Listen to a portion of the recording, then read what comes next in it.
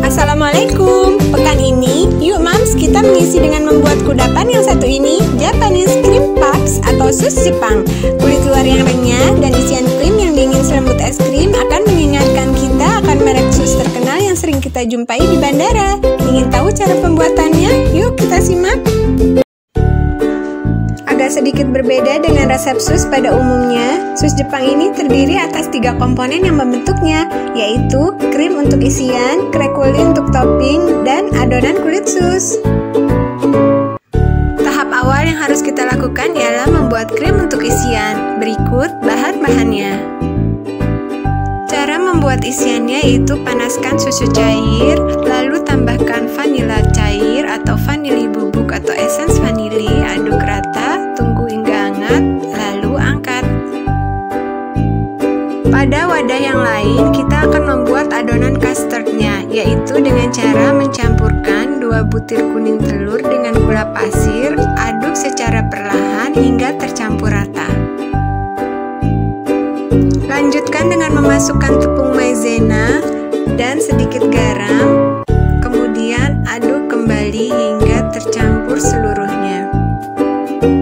Setelah tercampur, masukkan campuran susu hangat dan vanili cair ke dalam adonan custard secara perlahan.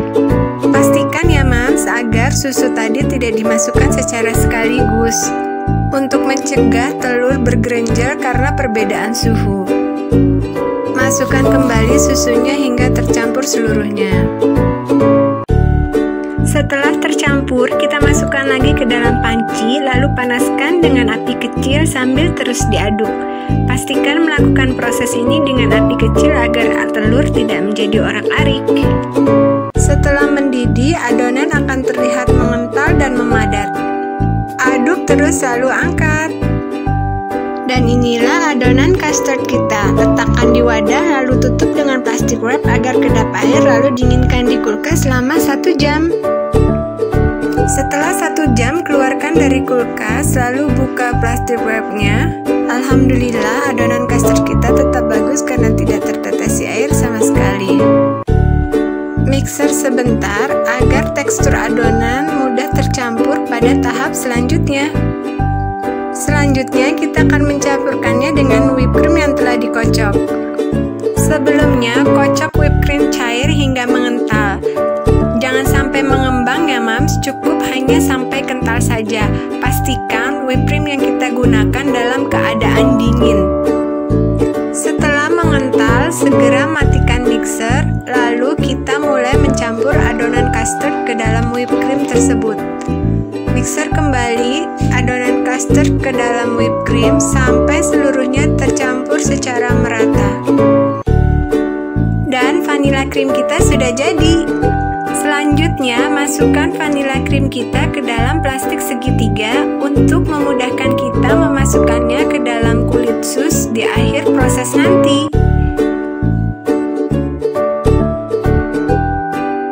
Dan tahap pertama membuat isian telah selesai. Karena saya ingin memvariasikannya dengan beberapa rasa, maka adonan itu saya bagi ke dalam beberapa wadah untuk kemudian akan saya tambahkan essence atau pasta. Selain vanila, ada 4 rasa lain yang akan saya siapkan. Untuk pertama yang saya siapkan yaitu rasa gritty. Dan inilah seluruh isian yang telah jadi. Tahap berikutnya yaitu membuat krekelin atau topping, dan berikut bahan-bahannya.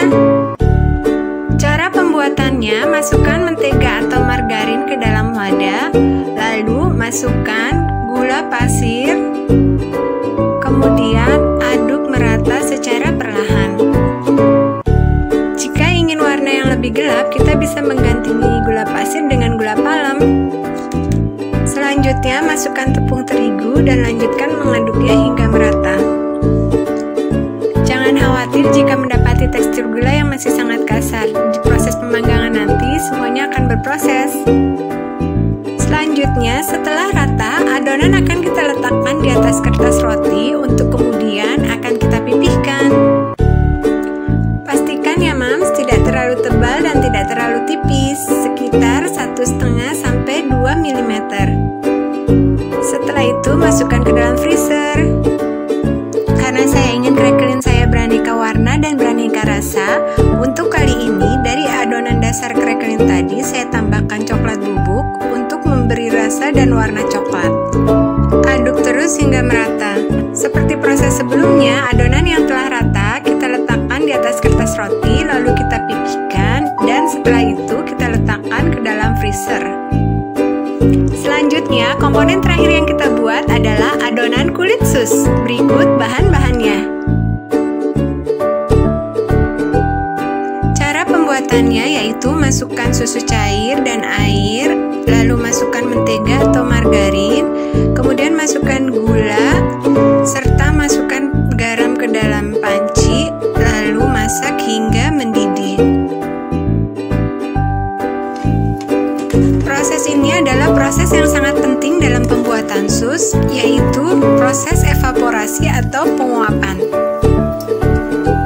Pada proses ini, kegagalan sering terjadi karena dianggap hanya sekedar pencampuran seluruh bahan saja, padahal adonan harus dibuat kering sebelum bisa digunakan. Masak hingga mendidih, lalu aduk secara merata. Setelah mendidih, kecilkan apinya, lalu masukkan tepung terigu ke dalamnya. Aduk terus sampai adonan mengering dan tidak lengket di panci.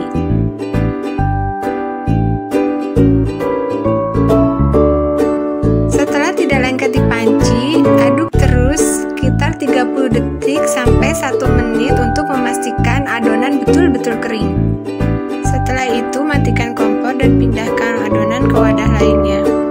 Kita bisa mendinginkan adonan dengan cara menyebarkannya di wadah. Pastikan adonan dalam keadaan dingin, baru kemudian kita bisa mencampurkannya dengan telur secara perlahan-lahan. Saya mencampurkan telur secara bertahap.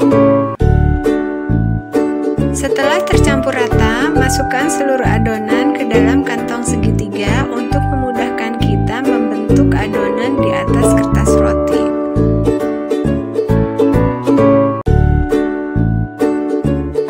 Saatnya membentuk adonan di atas kertas roti. Pada tahap ini, saya menggunakan spruit yang bundar untuk memudahkan memperoleh bentuk yang sama.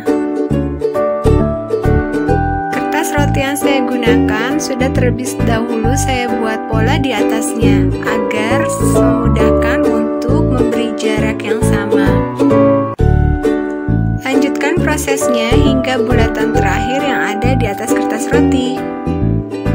Selanjutnya, tahap memberi crackling atau topping.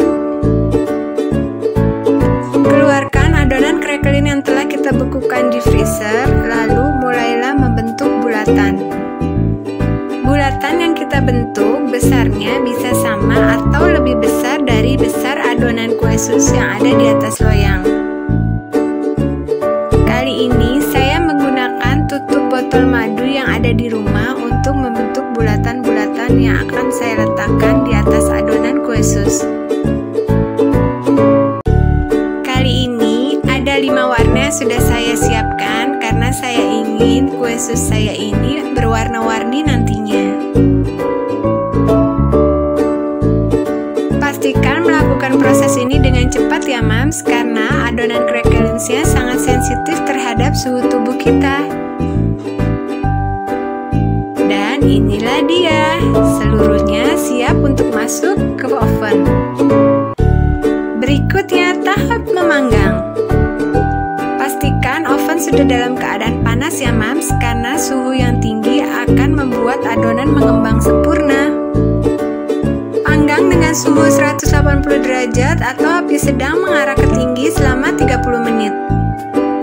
Setelah matang dan kulitnya betul-betul kering, saya diamkan dulu di dalam oven untuk mencegah adonan kempes setelah dikeluarkan.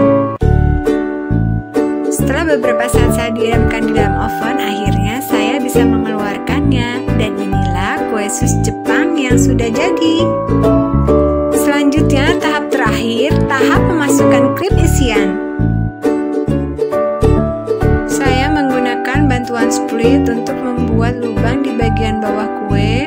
Lalu setelah itu mulai mengisinya dengan vanilla cream dan krim lainnya yang sudah disiapkan.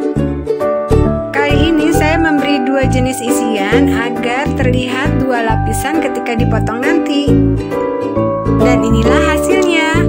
Mari kita potong dan kita lihat bagaimana dalamnya. Seperti ini ya Mams, ada 2 lapisan di dalamnya. Renyah kulit luarnya dan krimnya enak dan lembut. Jangan ragu untuk mencoba resep ini ya Mams. Terima kasih telah menonton dan jangan lupa subscribe, like, and comment. Wassalamualaikum warahmatullahi wabarakatuh.